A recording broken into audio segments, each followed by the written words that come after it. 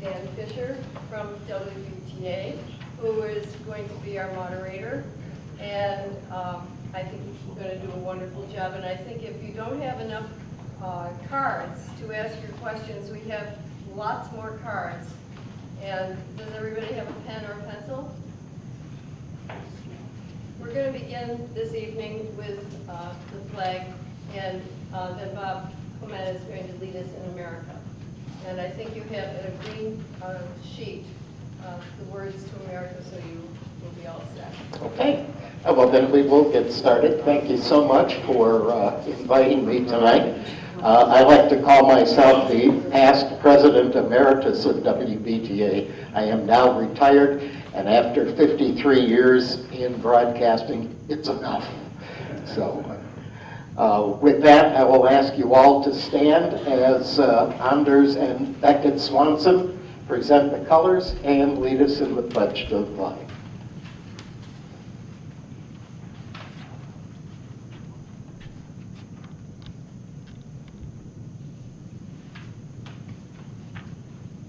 I pledge allegiance to the flag of the United States of America and to the republic for which it stands, one nation, under God, indivisible, with liberty and justice for all.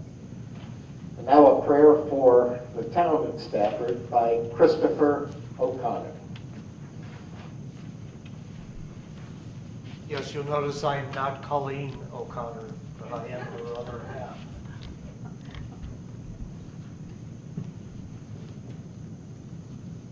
O God, source of all truth and wisdom, as another election approaches, we seek to better understand the issues and the concerns that confront our community. We ask for eyes that are free from blindness, that truth may prevail over distortion, wisdom triumph over recklessness, and that the concerns of each and every person be heard. God of peace, send down upon those who hold office and those who are seeking office the spirit of wisdom, charity, and justice, that with steadfast purpose they may faithfully serve in their offices and in their lives to promote the well-being of all people and of all creation. God of wisdom, give to all your people a passion for peace and inspire us to work for unity and cooperation in our political life together. Protect us from the sins of despair and cynicism. Guard us against the idols of false utopias, and strengthen us to make politics a noble calling that serves the common good for all. Of all. Finally, we give thanks for both the privileges and the responsibilities of living in a democratic society. May the God of hope fill us with all joy and peace this evening and throughout the days to come. Amen. Amen. And now to lead us in song, America, is Supervisor Bob Clement. Okay, on your green sheet, please join me in singing the first and fourth verse of My Country 'Tis of Thee. My country 'tis of thee, sweet land of liberty, of thee I sing. Land where my fathers died, land of the pilgrim's pride, from every mountainside, let freedom ring. Our fathers, God, to thee, author of liberty,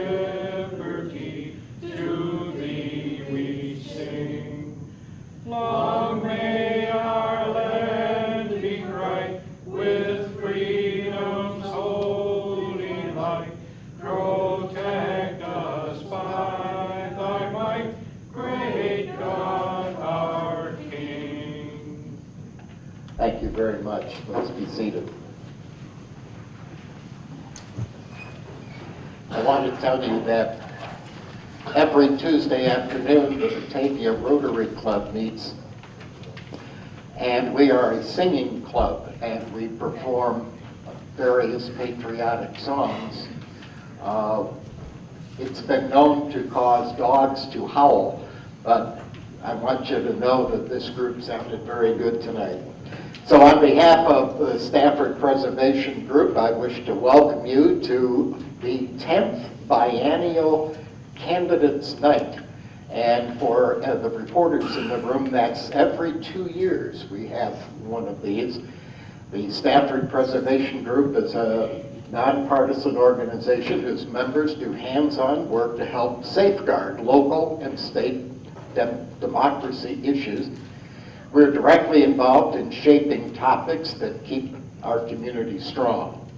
This evening, our emphasis is on voting and the process which aids citizens in your clarity at the voting booth. And before we go further, I take this moment to ask all of you to please silence your cell phones or put them on airplane mode. We don't want to be interrupted, and nor do you, by interruptions on your cell phone.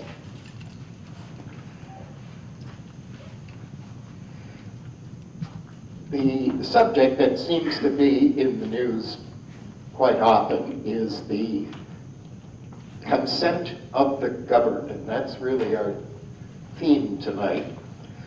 Our present county historian, a lawyer and professor emeritus, Michael Eula, has composed a short essay on this subject, and I have selected some paragraphs or some sentences from that essay to read to you tonight.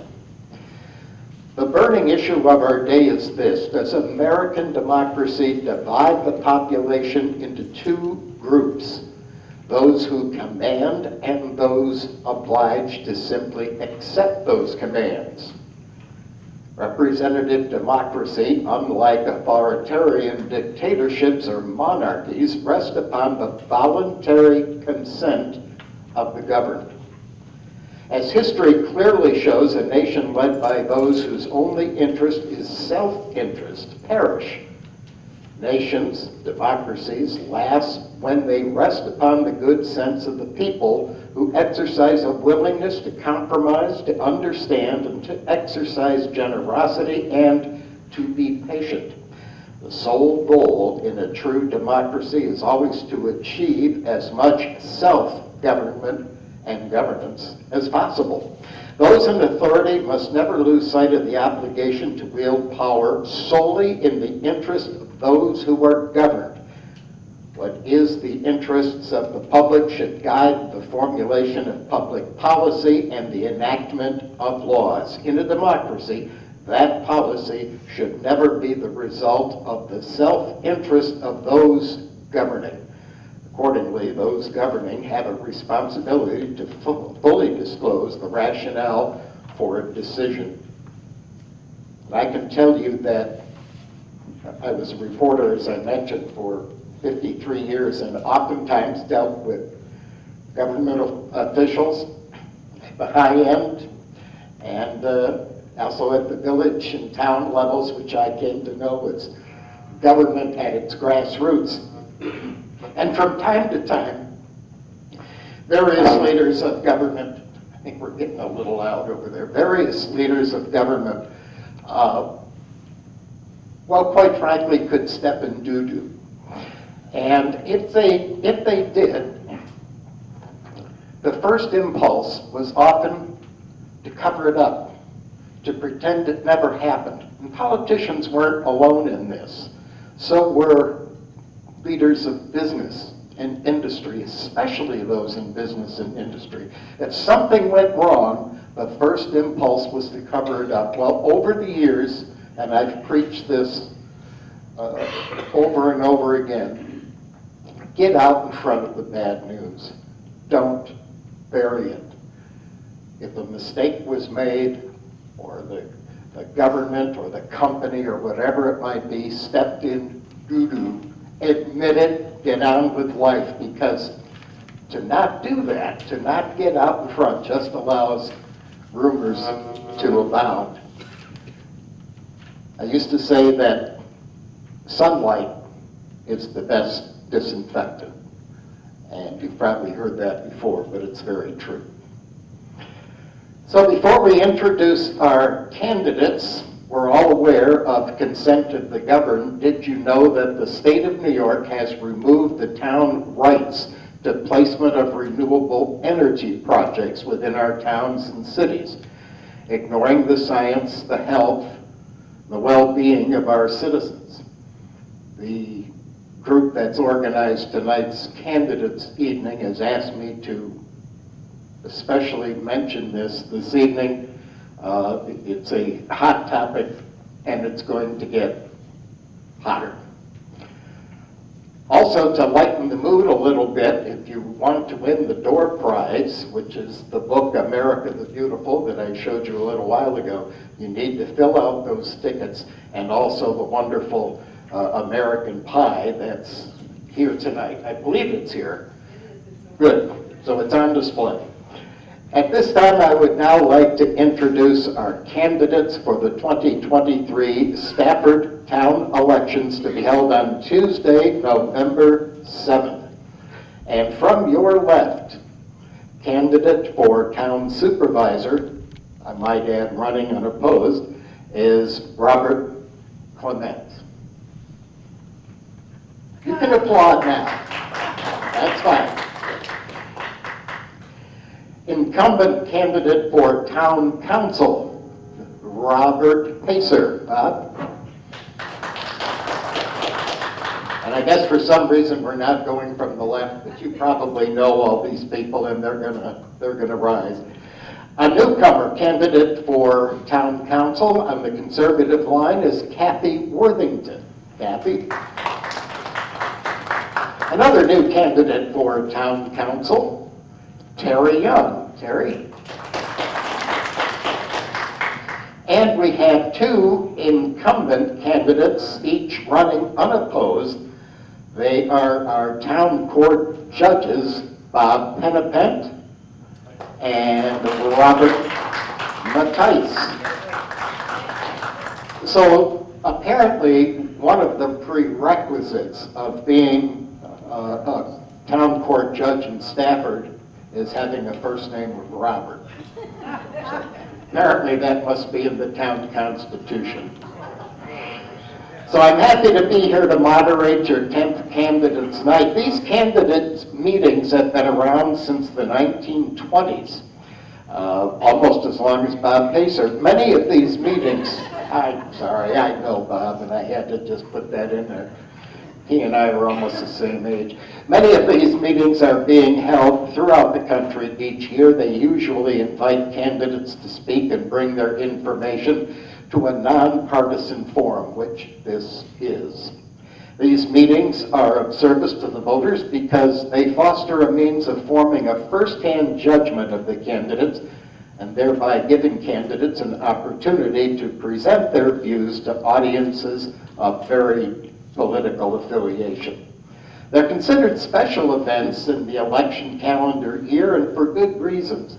The questions come from you, the citizens of this community, and the voters. They're conducted for informational purposes.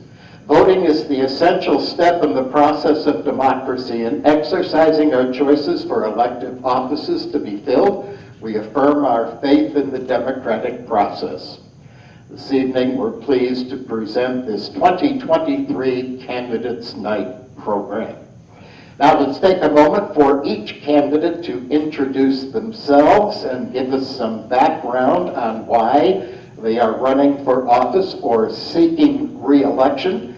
Let's begin with Cathy Worthington. Cathy? Take one of the wireless mics there on the table and make sure you turn that on. Switch on the bottom. Or it's on the side. On this one? There you go. So Cathy Worthington, I've lived in the town for 27 years. Business owner. What else was there? I'm sorry, I had a long day today. I was out on tour all day. I'm running for town council. I'd like to be a voice for the residents and the taxpayers. And I think I can do a good job. Thank you, Cathy. Well, let's continue with the candidates for town council. Let's go next to Terry.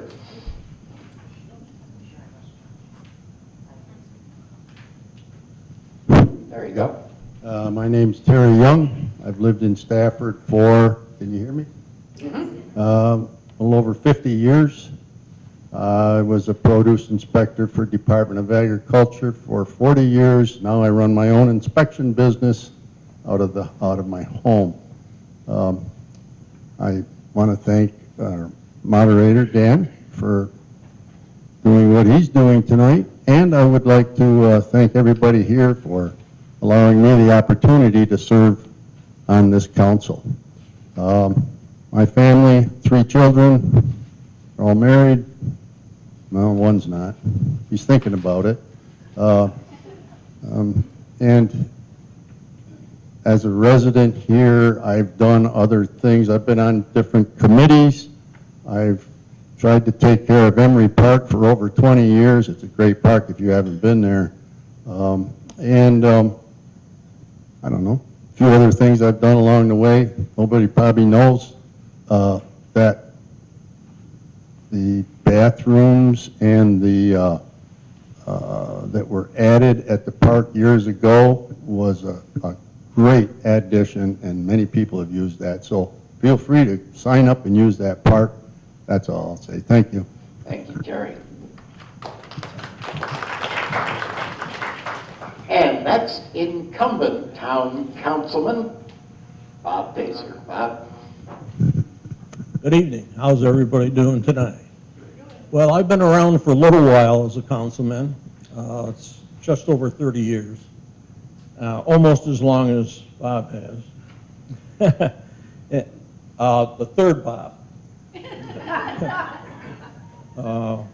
I've been working on a lot of committees. I would like to stay on and continue to make sure that some of the committees that we have and some of the things that we've been going after, we've kept the windmills out.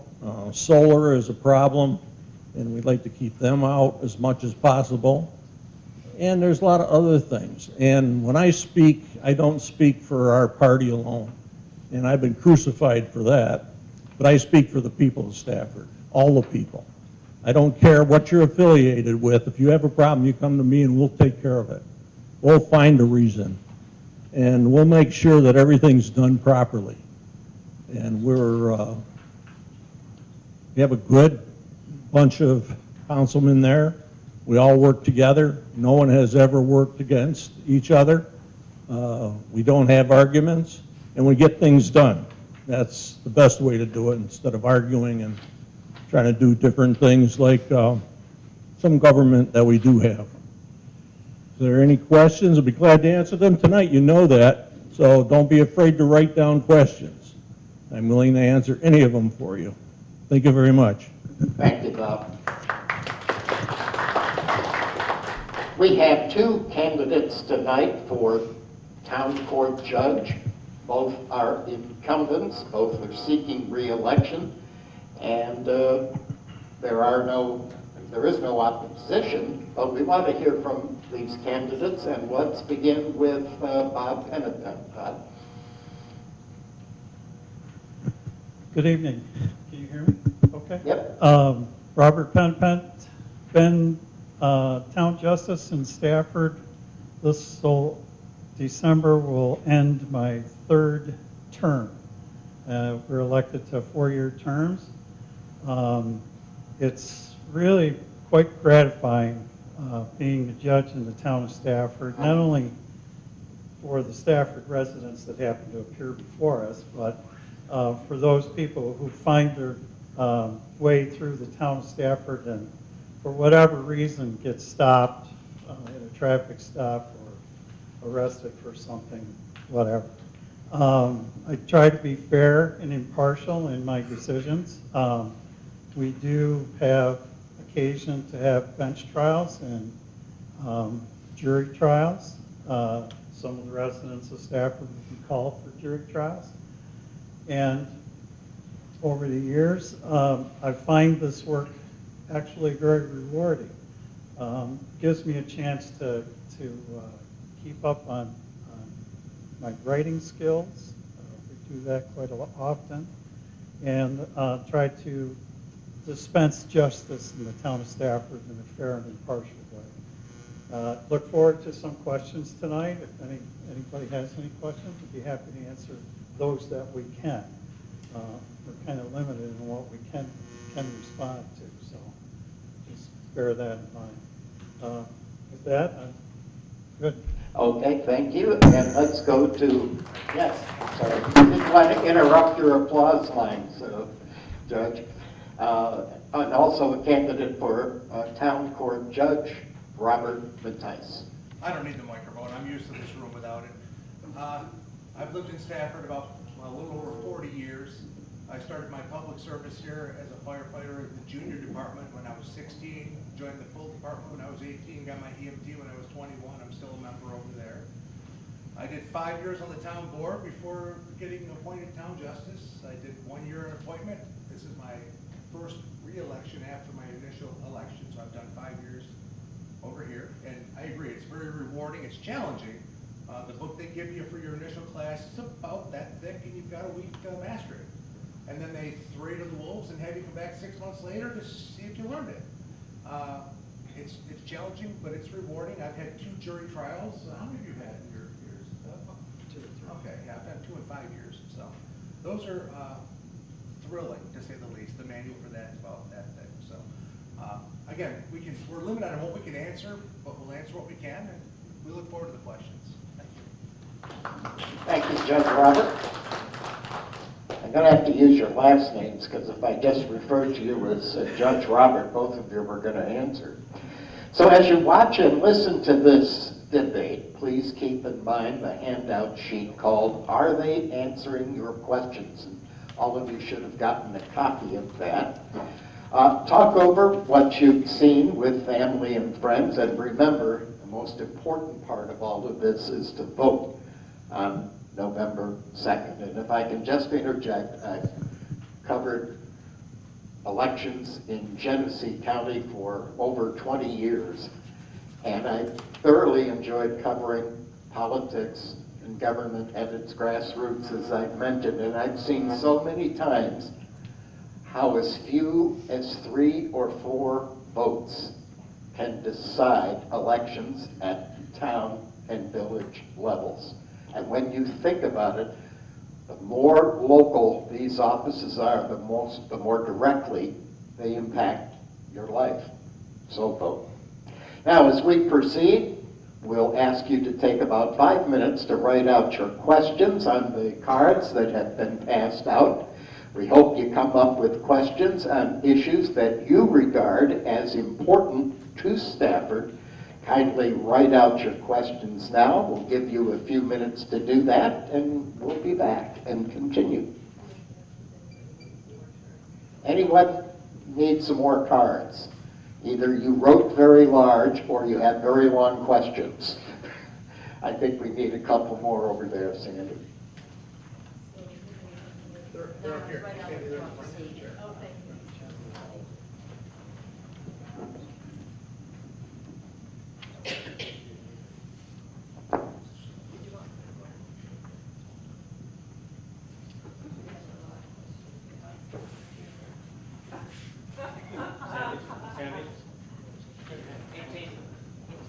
Sandy?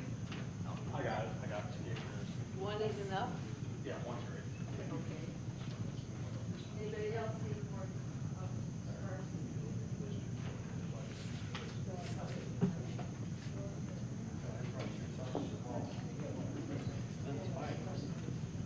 I was just reminded, and this was an oversight, and I will take responsibility for it. Our town supervisor, although running unopposed, has something to say. And we want to give him that opportunity, Mr. Robert Clement. You don't need that either. What's on? Let's see, where do I start? Our family moved to Stafford in 1948. I went on the board, town board as a councilman in 1980 and as supervisor in 1992. So I don't know what else I can say. I think we've got a nice town here, and I'm glad to say that I've been part of it.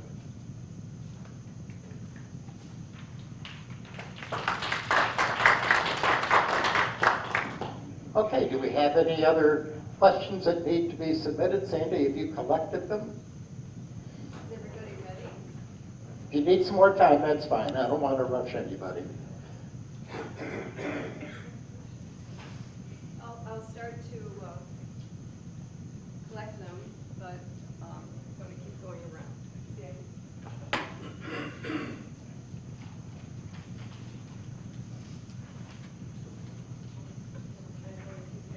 I think everybody needs a couple more minutes. Okay.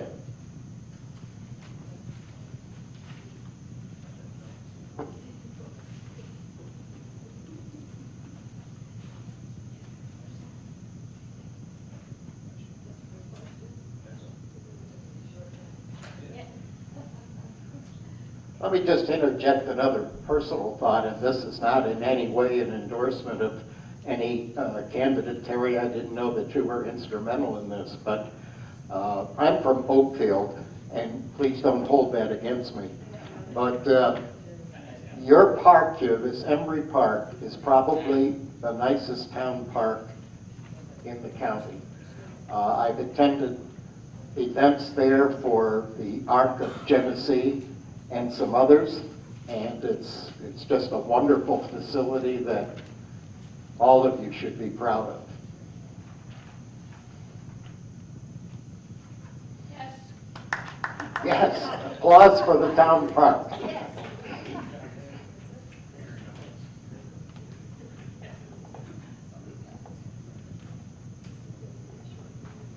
Okay.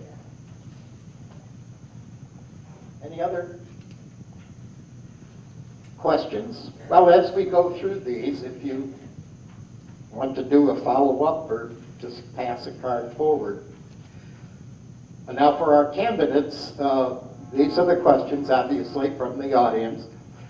You can have up to 2 minutes for your response to each question.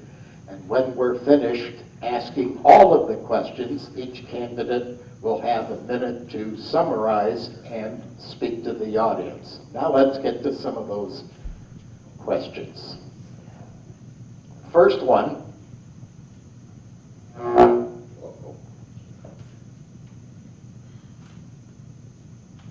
Okay, this is for our 2 judge candidates. Can we go from 2 clerks to 1 full-time and 1 part-time like the town clerk has done? Gentlemen? Judge Robert.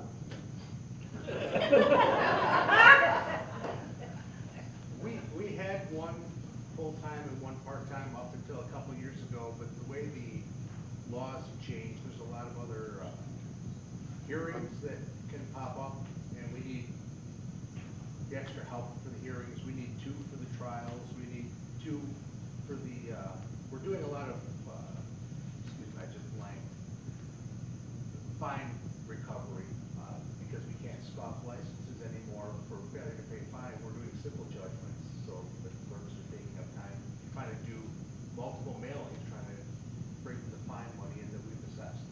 So we could, but it would hurt the recovery process. Okay. Judge Penepent, you want to chime in on that one? I understand where the question is coming from, and I think that it could be something that we could look at this coming year to see if there's a way we can streamline our process a little bit, maybe go back to a part-time clerk. Is that a decision that can be made locally, or is that dictated by New York State? No, it's a local. Okay. We just went through an audit, state random audit. We just got picked out of a hat. And they said that we've got a very well-run court the way it is, and that the clerks do a very good job. So Okay.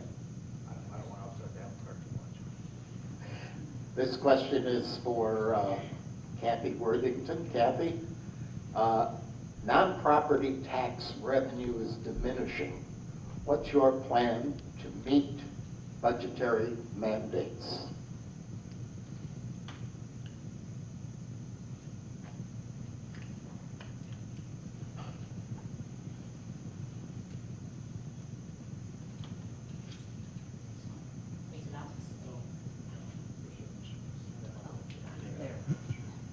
Yeah.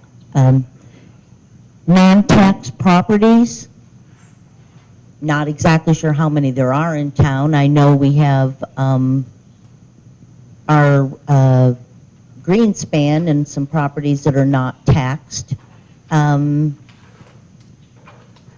really sure taxable properties get more small businesses in town, draw more businesses in maybe to get the tax up. I know we have a lot of agricultural, but their taxes are low as, I mean, farmers struggle, so they don't need higher taxes, that's for sure. Okay.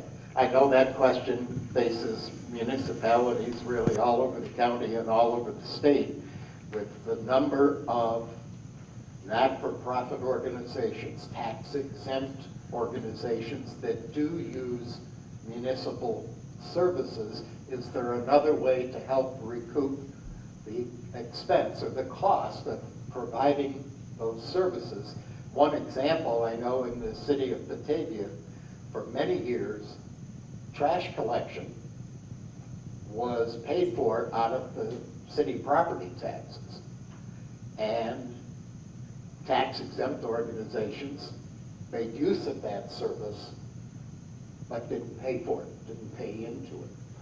And then the Batavia City Fathers, in their infinite wisdom, came up with what they call the user fee, and brought in private businesses and made everybody pay for their own trash collection.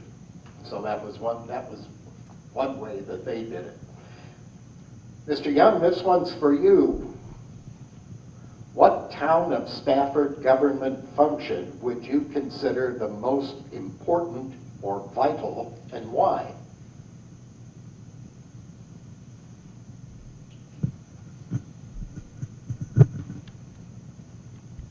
Would you repeat that, please? Yes.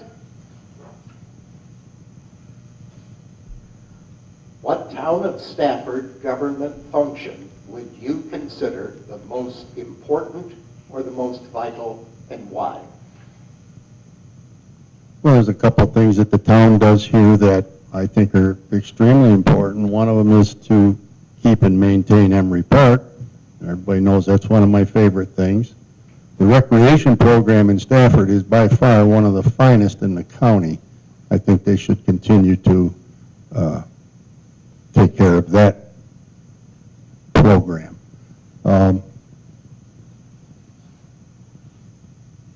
Those would be two things that I think that would be beneficial. Okay.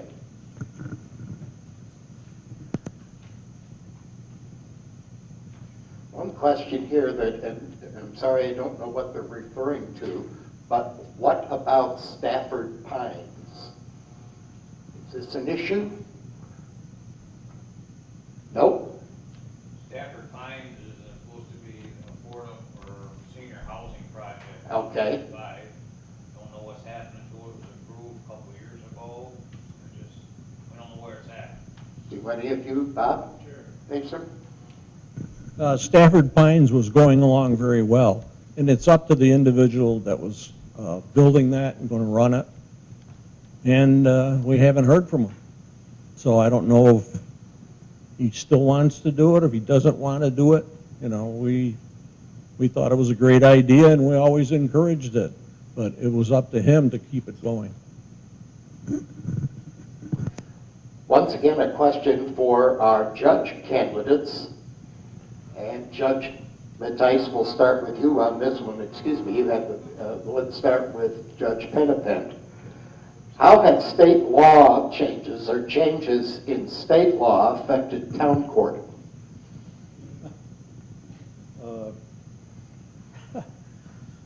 Quite a bit.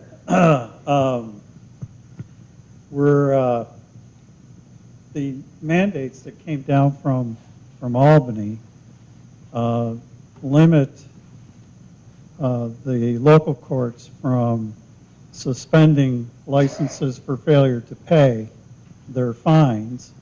That's one hindrance.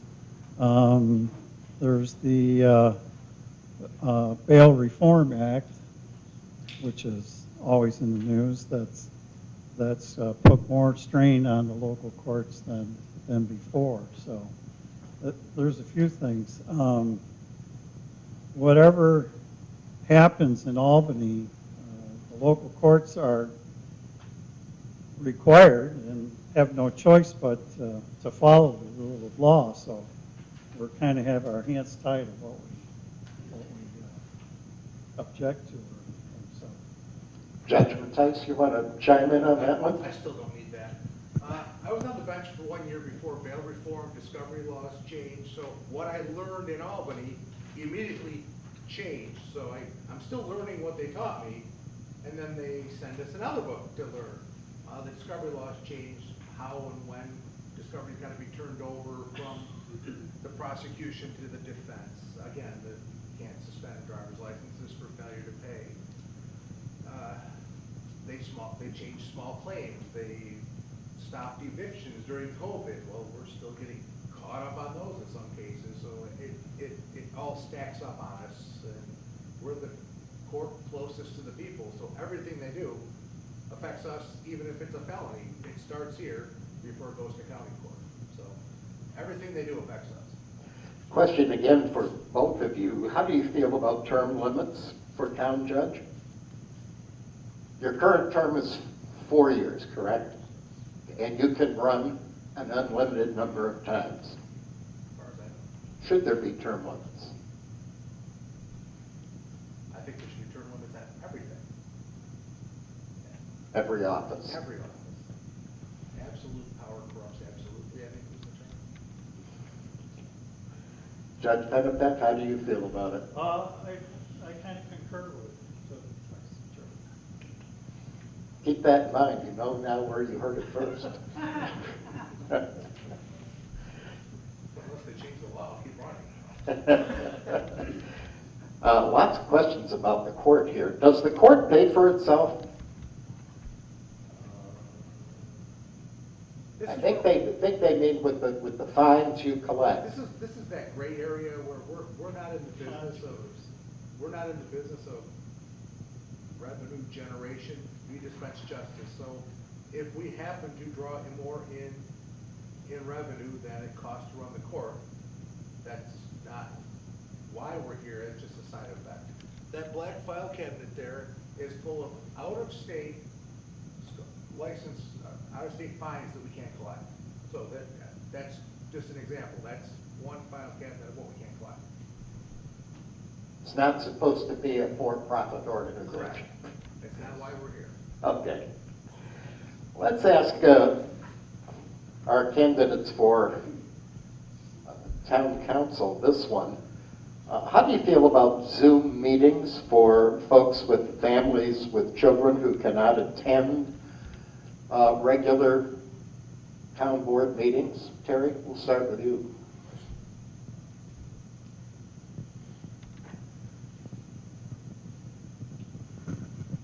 Well, that's just a great question, and I'm the worst person on a computer you could possibly ask. I guess with today's technology, it can be done. I've never done it. Should we look into that? Yeah, why not? Okay. Cathy? I'm technically challenged at times, but I think Zoom meetings, if giving the right training, I think I've done a few, I've operated a few. I think it would be good. I think it would help with the younger families to where, I mean, they're home with homework. They're giving the little ones, I think it would open up more attendance maybe on the Zoom meeting so that some of our younger families could test to, you know, see what's going on in the town. And, you know, some of the seniors, I'll be honest with you, some of them are more advanced than we give them credit for, and I think that they would be willing to maybe give it a whirl if they had training on it. Sure, why not? Yes. Okay, sir. Computer time? I'm one of those old people, so basically, let me explain what, we had friends come over to the house. We told the kids to go out and play. You know what we were told? What do? They had no idea what to do if they went outside. Now, I don't think the computer is a place that we should put everything that we do. It would be nice for some people and for some things, but I'd like to see you in front of me asking me the question so I can give you a proper answer, not go on the TV and you don't know what they're going to cut, what they're going to leave, or what goes across that. I'm just not in favor for it, sorry. Supervisor Clement, how do you feel about this, and has the town considered this? Putting your meetings on Zoom? Well, it could be done. I mean, I participated in a different, in our church with the Zoom concept, and it would allow some people who would otherwise not be able to attend the meeting to almost be a part of it. I certainly wouldn't be opposed to it if we could pull it off. Well, let's stay on the computer issue here, and one question was, will the internet ever come to Bartolf Road? Apparently it's not available there, or not available to the entire road. Do we know anything about? It's not available to all of Stafford at all. Okay. Is that a vital public service, do you feel? And should the town get involved in trying to expand internet farther, or is this a private enterprise issue? Well, it's private industry in that, but basically we've tried to do that. And we try to we actually get a portion from the providers, and we turn that back to them to expand as far out as we can go. Now, the other thing is you can get a dish and get the internet. I know you don't want to, but. No, I personally think that, you know, if Spectrum is running down Route 33, it should be available to everybody. Yeah, I understand that, but it's up to Spectrum, unfortunately. Right. No, I understand that, but also, you know, Cablevision and all that's been in the county for 40 years. There's still parts of in a rural area that it's not available, and with government subsidies, it should be, like, we had Spectrum come down the road, down on Mill Road. They looked at the poles, they measured it, and they said, this is a possibility, because they're getting paid by the government to get it done. So, all right, talk to Stafford, let's get this done. Yeah, we've tried. We're still working on it. We haven't tossed it in the garbage yet. Oh, good. You know, we keep trying to get these companies to do something. Just to give you an idea, I only live 100 yards from Route 5, and when I first got Spectrum, it cost me $120 a month. All right, I know. You know, because I had to pay for that Right. little bit of distance that they weren't going. Now they go right past me, but they don't lower what I pay. Right. I don't think they ever will. The issue with Mill Road, being a dead-end road, you have no access from the north side. And then Road 33, they won't come from the east because there's not enough population. Right. And they won't cross the thruway overpass. Right. So You know, we're stuck. it's unfortunately. You know, you can come over to my place and use mine if you want. I'll teach you how to use Zoom. What's that? Mr. Supervisor, is there much the town government can do to encourage Spectrum or any provider to expand services? Well, it's they're businesses. If they can't make money, I don't think there's much we can do about it. There are some grants out there. Yes. That's, I was wondering, has any of that money ever filtered down No, to Stafford? not to my knowledge. It makes some of our state representatives look good, but we don't see the dollars. Well, let's go from internet to water. How are we doing with water and making municipal water available to the town? Let's start with you, Bob Pacer, and go the other way this time. If you start with me, then they'll know all the information, so. We're in water district number 12 right now. And shovels in the ground, the pipes are going in the ground, and it's going to bring as much water as we could at this particular time to people. Do we want everybody in the town to have water? Yes, in fact, we're going to another way of doing it by going to a full town possibility.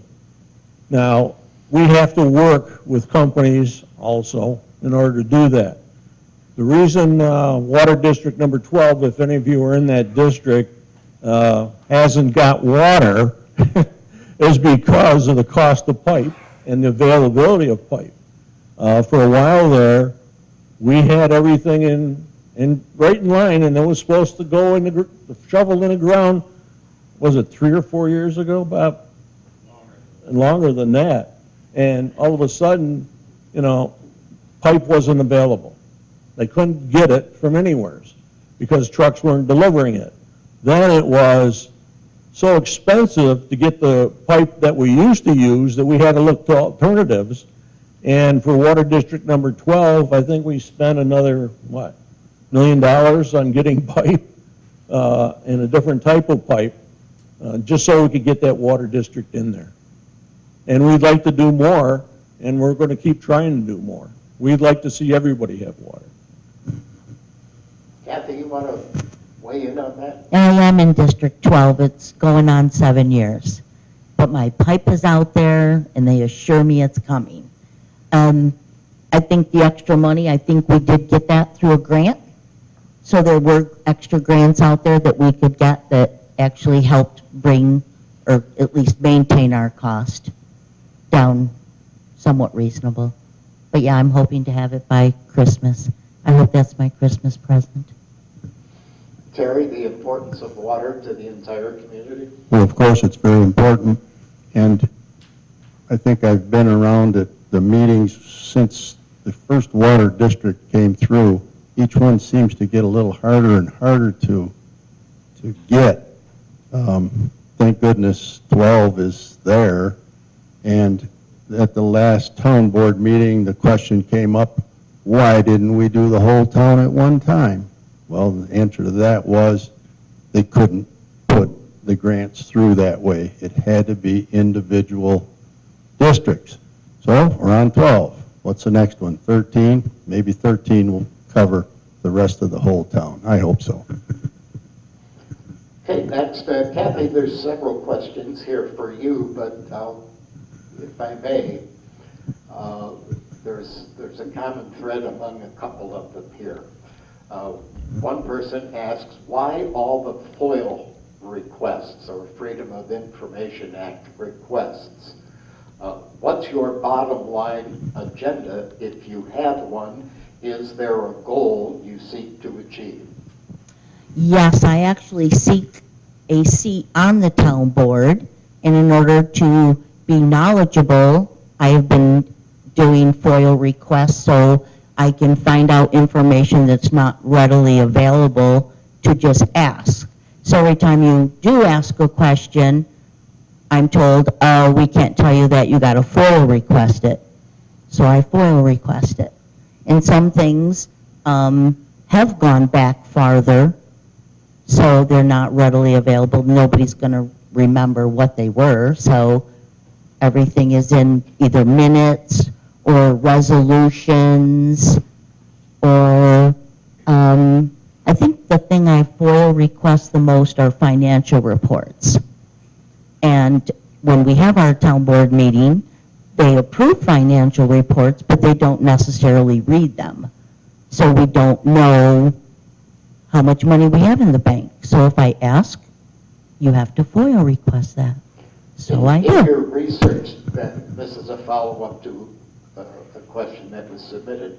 Have you found anything that justifies the taxpayer's expense of researching and meeting the FOIL request, or are you just, quote, fishing? Well, I don't like to fish, actually. It's too boring for me, so no. My goal was to find, if there are gaps, I did find one. I don't know, do we bring it out here tonight? I was going to bring it up at the budget meeting.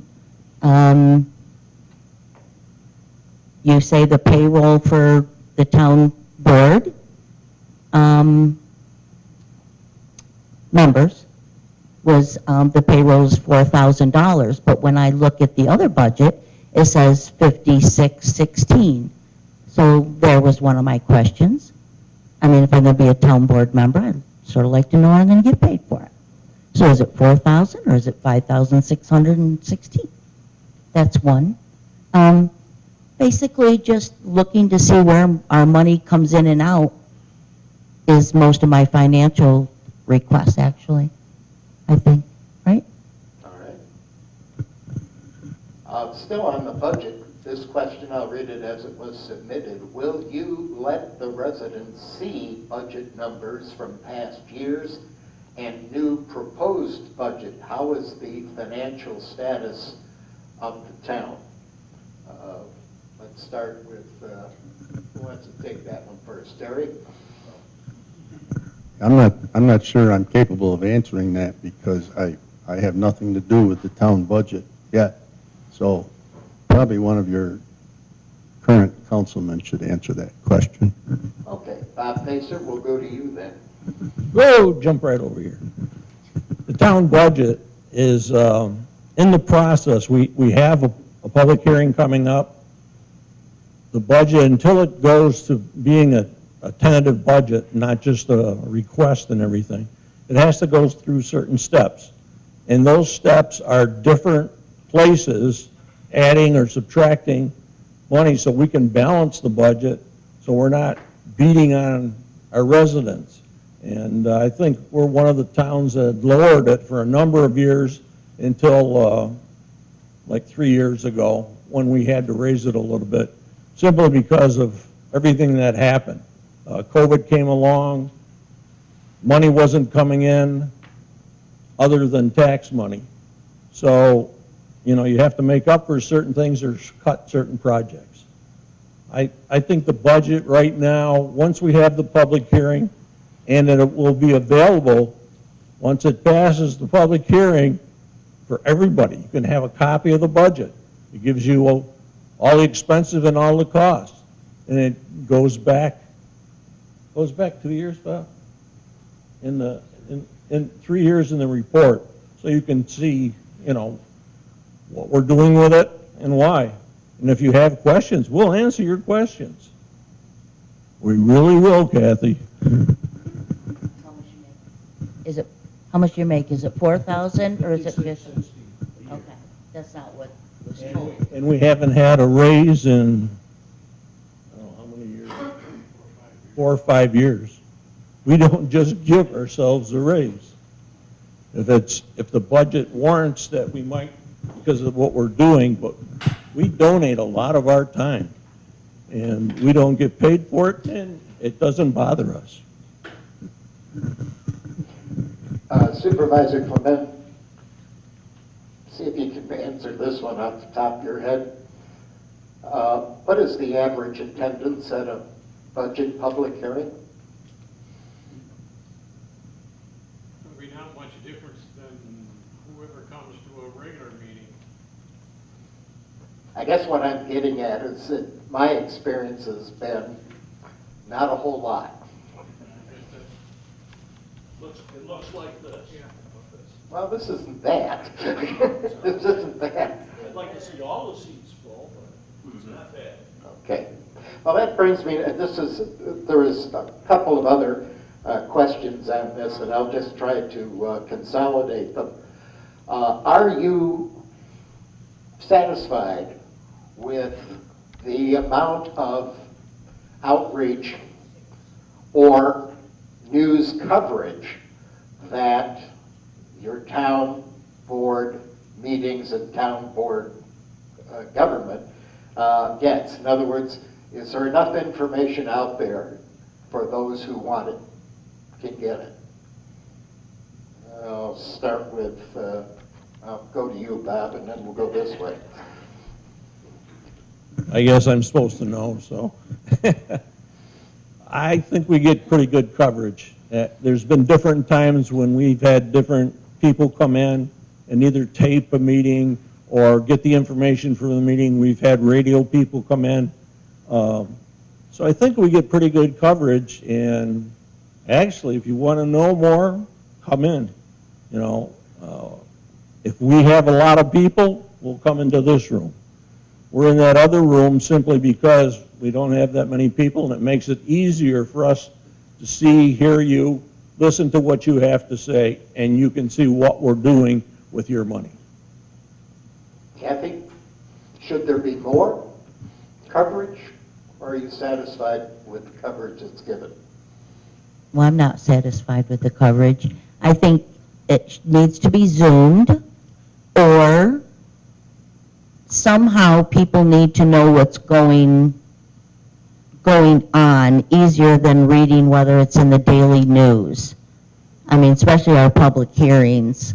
If you don't come to the town hall to see if it's posted here or if it's on the website, or, you know, people don't know. I would like to see a quarterly newsletter versus just twice a year. Maybe that would help. Published Just- by the town? Yeah. Mhm. Okay. And I mean, you can put it online. I mean, you're telling them to go to the website to get the information. Put the newsletter on the website too. I know it's there, but it's only, you know, twice a year. Jerry, you want to jump in on this one? I think at the last town board meeting, or maybe the one before it, a suggestion was made to get a sign for in front of this town hall to let the residents know when there's a public hearing, when the meetings are, maybe whatever subjects might be hot at the time that could be covered. I'm kind of in favor of letting the people know when they drive by on 237 what's going on. So maybe that's a possibility. We can work on that, or town board can work on that. Can I comment on the sign? The sign would be great if you're coming down 237 or something, but those signs are expensive. I mean, I don't know if anybody's priced them. I have. They're quite expensive, $60,000, $70,000. We have the fire department one. I mean, we're paying them $406,000. Maybe we can put it out on their sign. Bob, do you want to follow up? I'm not going to answer for the fire department. That's up to them what they do with their sign. Basically, a lot of things don't go on the internet. A lot of things might miss a posting or something, but that's because our town clerk is so busy with FOIL.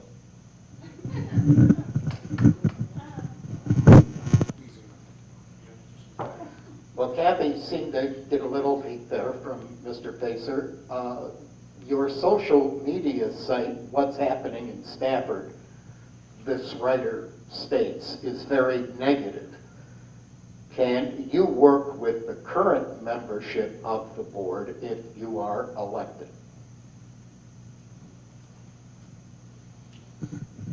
I think I could work with the board very easily, because you'd be one-on-one. Everyone would know what's going on. There wouldn't be any secrets, any backroom meetings, any, you know, what have yous going on. And as far as the FOIL request, I'm sorry, if I were to come into the office and ask a question, I've emailed the town board. Did everyone get my email earlier this week? It said it got delivered. I've not received one email in reply. So emailing the town board doesn't help. People work 9 to 5. When does the town board have regular hours to where we could come into the town hall and ask questions? Bob, do you have regular hours that you're here? You said you wouldn't meet with me if I had questions, bring them to the meeting. I'm here every day. Every day, what hours? Because I get here around 11 o'clock. I'm here at least an hour every day. 11 to 12, okay, so that's when you could possibly talk. Do you come in on a regular basis? It's hard to get a hold of you guys if we have questions, and I grant you, Barb shouldn't have to field all the questions if people have questions. Don't ask Barb, ask us. Barb will gladly give you our email, a phone number that you can call, and I've had many citizens call me, and I've helped them and answered them. But if you call me 14 times a day, pretty soon you're not going to be answered. I do have a job. I won't call you 14 times a day. Maybe once a week. Do all of you have publicly listed phone numbers? Do you make them available? Yes. All of you? Okay. Even the judges? All right. I always thought with judges it was better not to. Mine's out there. Yes. I also sell real estate. Mine's out there. Okay. I'm not hard to find. I thought I knew you from the real estate business. Okay. Another question. This is for all of you. What are 2 things you think must be addressed in our town? Please be straightforward on your presentations. What are the issues you feel are most important? So let's ask it. What are your top priorities? And let's start. Terry, let's start with you. That's a good question, and one of my top priorities is that we are an agricultural base in this town, and that would be one of my top priorities, to keep it an agricultural base. I like to eat. I never ate a windmill in my life, and I want to keep it that way. Secondly,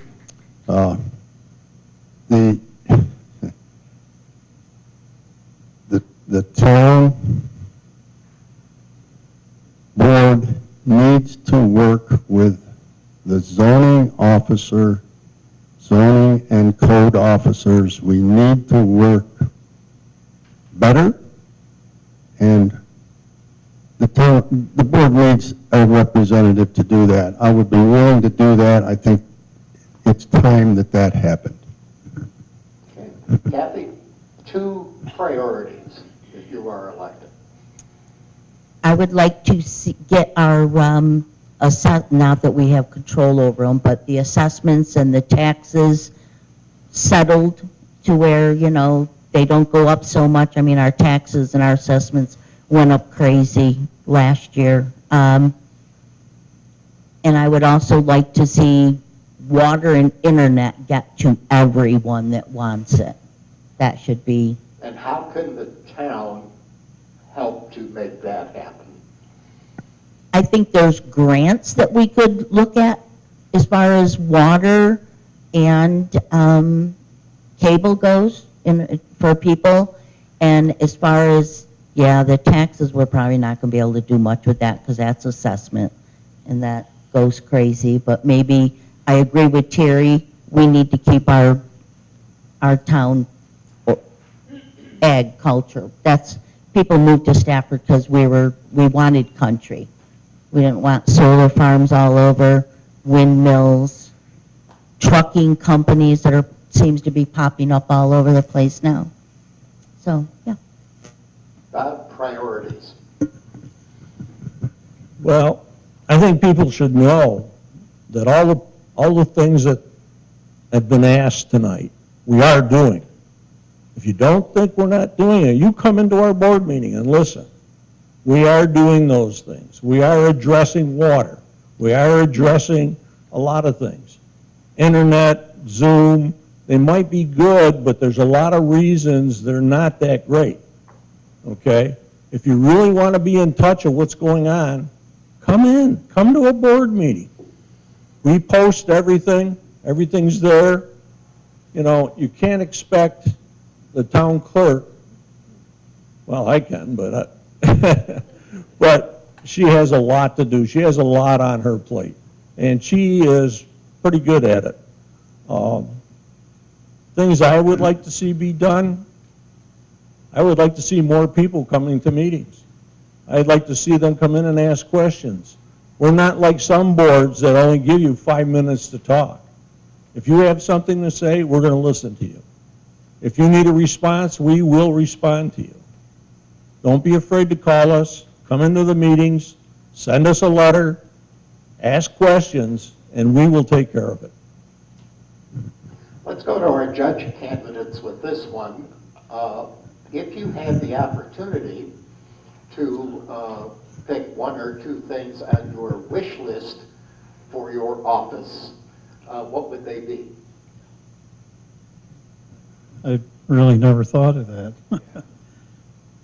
I don't think, Is so much dictated by the New York State court system? yes, You must have this, and Yeah. you must do things this way. right. Okay. If I could rub a bottle and have a genie pop out, grant me one court wish, is people would come to court. It's hard to get people to come to court. We can issue warrants, then they come in, you release them because it's not a qualifying offense, and until you get 2 or 3 more court appearances to the mission, can't issue another warrant. It's a cycle. So if I can get them to come to court, I can take care of the case. That's what I would wish for. Get people to show up. If I could have this many people show up for court, I'd be happy. The old magic lamp line that I remembered, you take the lamp and get 3 wishes. Your first wish ought to be for 3 more wishes, but I don't know. Okay, never mind. It's an old joke and should have stayed that way. We're whittling down these questions, Sandy, so forgive me for just taking an extra moment here. Let's talk about the fire department, if we may, and the relationship between the town board and the fire department. In many communities, like Stafford, the volunteer fire department is an integral part of the community, and not just from a public safety standpoint. I mean, obviously we're all aware of what they do in the case of emergencies, but they represent a real cross-section of the community and a certain amount of political power should they wish to exercise that.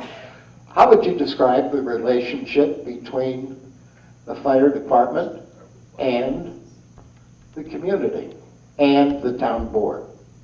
Mr. Supervisor, you want to take that one? Well, I joined the fire department, the meeting after I was 18 years old. That was the organization to be a part of back then. I don't think it's that much now. We still have a good relationship with them. We don't have a bad relationship with them, but it's different from the way it was, how many, 60 years ago. Are you talking about recruitment, Bob?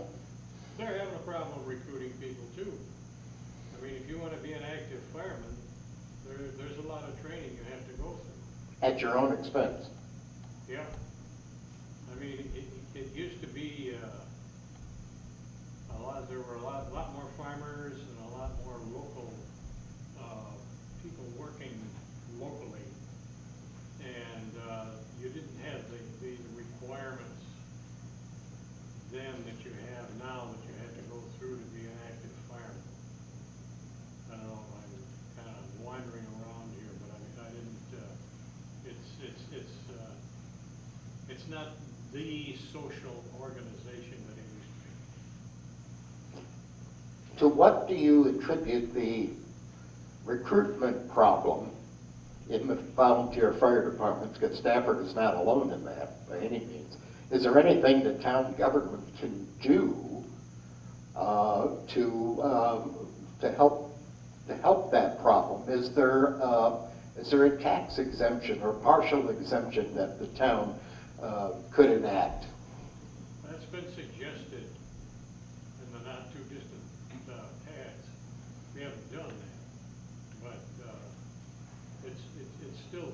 the training part of it, for somebody that works 8 to 4 or 8 to 5 job, it's well, you got your evenings, you know. They have a training program and it's wide open. I mean, they don't turn anybody down, I'm sure. Do we want to take a question from the floor?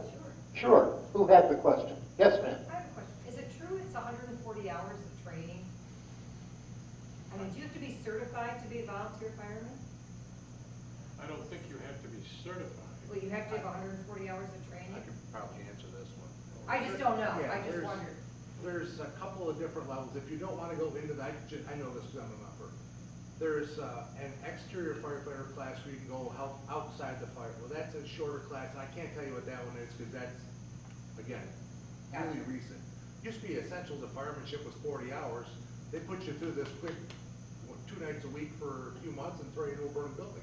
Right. But now Jump it's. in a pair of boots and you go. Yeah, Right. literally. And now if you want to be an interior firefighter, it's firefighter 1 and firefighter 2. There's a lot to it. Those are an intense, it's the same things that city firefighters go through, Rochester, Buffalo. And those are paid, but ours Right, aren't. but you go through the same class they do.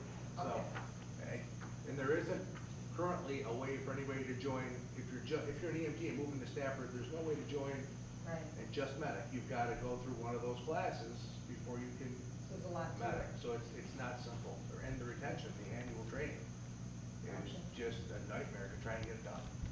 Just to stay active. Are there any incentives that the town, other than perhaps a tax assessment or a tax exemption, or is there anything else that the town could offer that's been discussed to help address this problem of recruitment?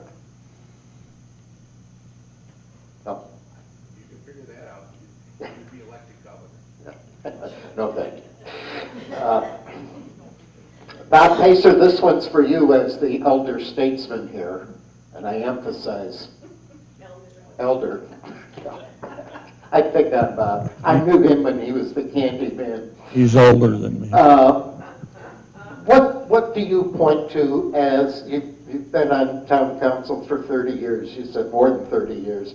What would you point to as your top accomplishment during that time? There's been quite a few.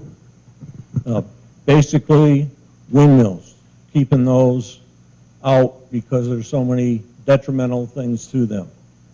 Working on the solar systems and what they actually do and why they're bad. People don't realize that. They think you can get a solar panel and put it up and your electricity's free. It's not quite that easy. They don't last that long. And the state gives a lot of money to companies to come in and set those farms up. Solar farms, great, 60 different things out there in the field. And guess what those companies do? They leave. They leave because those solar panels are deteriorating and putting things into the ground that we don't want there. That's why you have to really look and go in deeply to these things. The other thing is that I've done over the years is speak for everybody that comes in. I don't care what your party affiliation is, what your religion is. If you have a question from the town because you're living here, we want to answer it and help you. Water is a big thing, and I've been working on that for many years. The other thing, as you walk into this building, there's a plaque there of the people that helped build this, make sure this building went up, and the post office. We actually own the post office and rent it to them. All those things, my name's on the plaque, that's why I said that. So. But, and what happens is we've gone to 4 years. We're elected every 4 years. What happens during those 4 years is we get a project started that's part of what we want, and we want to continue that project and see an end to it. And that's pretty much how you get reelected. And I had a woman one time say, why are you in there? What are you doing for us? And I says, if you don't like it, run against me. And they won't let me go. And I hope you don't let me go yet. Okay, there is a question here for you, Cathy, specifically. What realistic goals do you have to better the town of Stafford? Try to be specific if you can. I would like to get communication with the residents open more, get them more involved, get our community back like it used to be years ago. Get the community together, be transparent on what's going on in the town a little bit more. But I think that would be my main goal, would be just to get communication flowing within the residents and try and get them more involved. Okay. We're going to wrap up a little bit, but a few of these questions were under this topic, talking about the so-called renewable energy sources such as wind and solar. A lot of that decision-making has been taken away from the towns, as I understand it. Thoughts on that subject? Do you feel you have control over potential new solar sites? Well, windmills have already been addressed, but what about the solar sites? Terry, thoughts on that? Well, we have a comprehensive plan in this town, and that comprehensive plan does not allow solar in anything but industrial sites. And there's 2 industrial sites in this town. Once they reach a certain point, I'm not sure what that number is, the state wants to take or does take it over. I don't think we're at any of those points right now, hopefully. And so, I mean, what are you going to do? And when they come in and say you're going to do it, I don't know how you stop that. But as it is right now, we have a comprehensive plan that says they can't. Cathy, your thoughts on that? Yeah, I'm not crazy about solar either, and I live right on Byron Road where the town of Byron is going to be inundated. Thank goodness I live in the woods, so I won't see it every day. But we do have a solar plan. I do understand the state is getting ready to override all of that. I guess I would just like to see the farmers that own this land, maybe we can support them in, maybe if they don't allow it, maybe we can stop it that way. I'm not sure what the state has in mind for us. Bob? You have to remember with solar farms, and especially the farmers, a lot of them are jumping on board because they're not making the money farming as they used to, and so this is a way to gather money. What they don't realize is that once these solar panels start to leak things and leak it into the ground so the ground can't be used, what happens? The company that put them there leaves. Okay? Guess who owns it? You do. How do you get rid of it? You have to clean it up. And it's on your land. It's not that you're making money. It's some of the bad things that are happening from some of these projects. And the state keeps pushing things towards us that we have to do this, we have to do that. The way we've stayed basically like the wind farms is we designated what kind of areas they can go in. If you can put them in those areas, fine. But they have to be close to the power lines so they could send that electricity somewhere. You know, and it's not that easy sometimes, and believe me, you really don't want them in residential areas. If you want to be more specific on some of these issues, just see me afterwards. I'll give you the books we have that explain all this. And how high are they, Sandy, about this high? There's 3 of them like that has all the information in it. That's work that citizens in this town have done and the board has done. And we will continue to do that to make sure that this is a safe place for you. Okay, Bob, that's going to bring us to the close with the audience questions. Unless someone has a burning question, I want to give everybody a fair chance. Yes, sir, in the back. We've had a lot of discussion on Zoom meetings, and everybody's seems to be quite in favor of them. Can you legally do a Zoom meeting now with the open meeting law as it stands?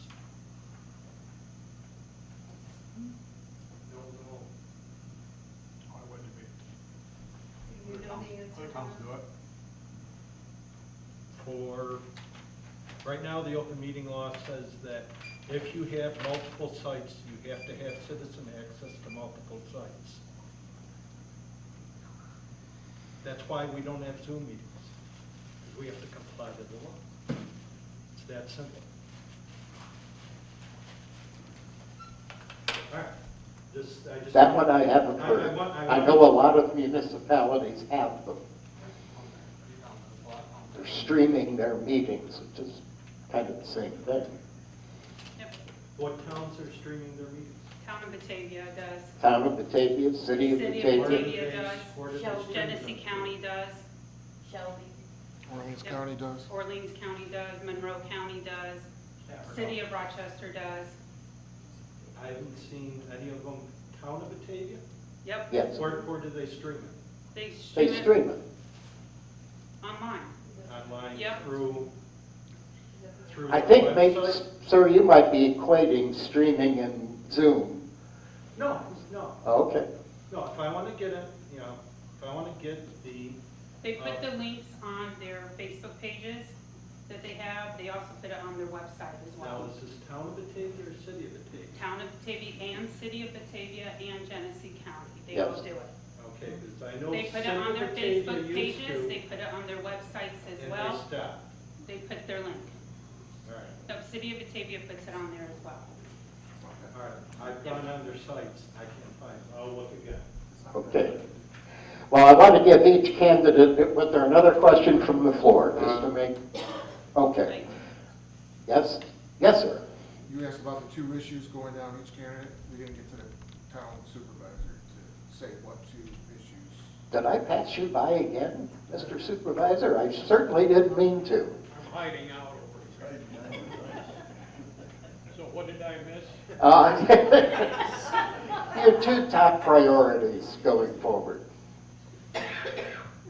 Well, I think we're doing pretty well so far. More of the same. I don't see any great changes that we should be doing. I think town's a pretty good place to live. I said that before, but as far as any plans to make any changes, I know as far as these solar panels, I don't know if anybody knows that those things are made in China. Just more useless information. Not useless. Okay, that'll bring us to the end of our questions.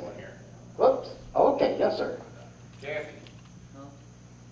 on your signs out in front, it says, make the right vote. What makes you better than any of the other two candidates?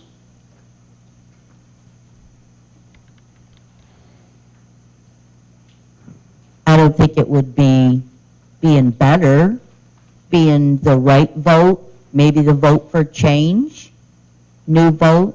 To be honest with you, it was an old sign, I just didn't paint over the whole thing. So I had a few people said, you should stop right there. The right vote is, I guess, for maybe a little bit of change to the town board. Okay. We'll wrap it up now with a brief closing statement from each candidate, and so that I don't overlook our town supervisor, I'm going to start from this end of the table and move this way.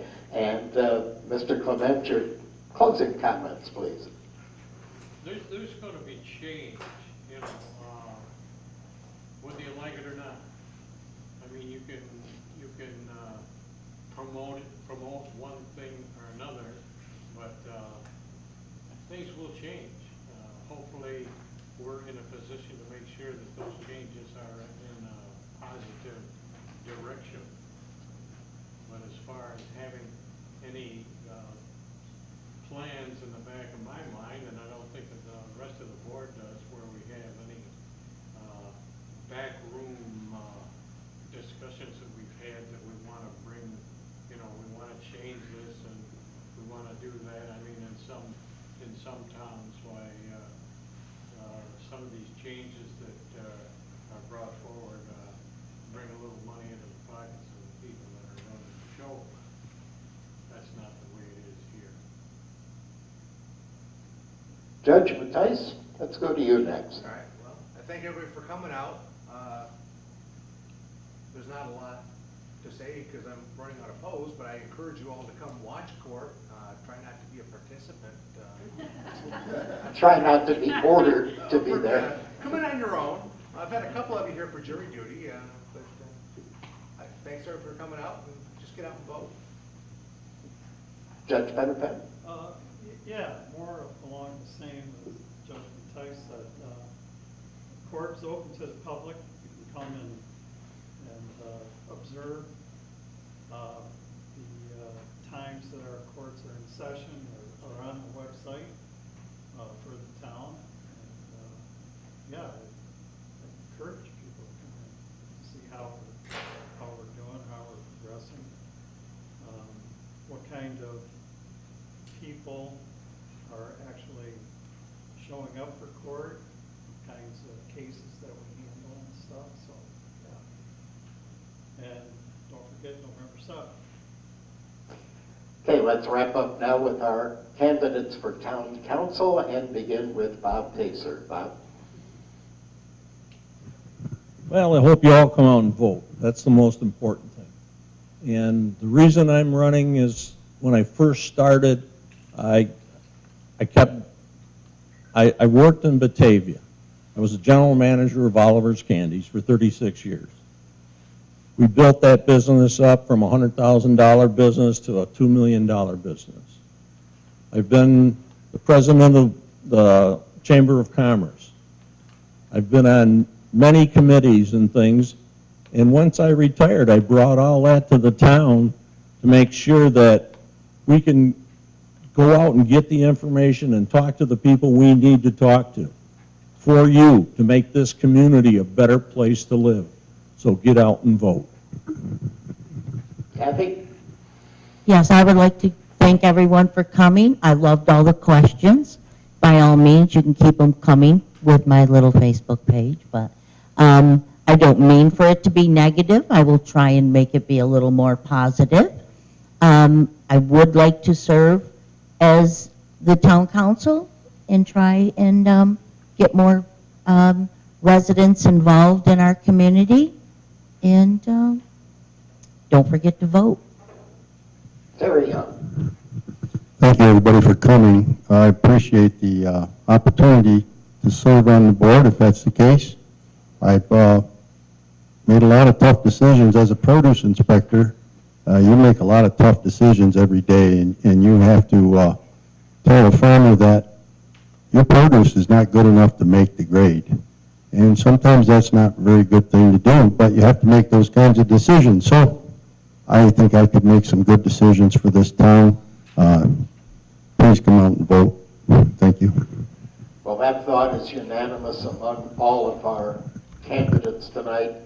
One of the popular beliefs, especially at the local level, is that voting doesn't matter, that special interest groups have all the power, and that individuals have no control over government and politics. While sometimes that's true, it certainly is not at the local level. And as I said at the outset, I've seen local government elections decided on 3 or 4 votes. I've seen a lot of ties over the years as well. Your vote does matter. This election, like all elections, are about you and your family, your health, your safety, your environment, and your civil liberties.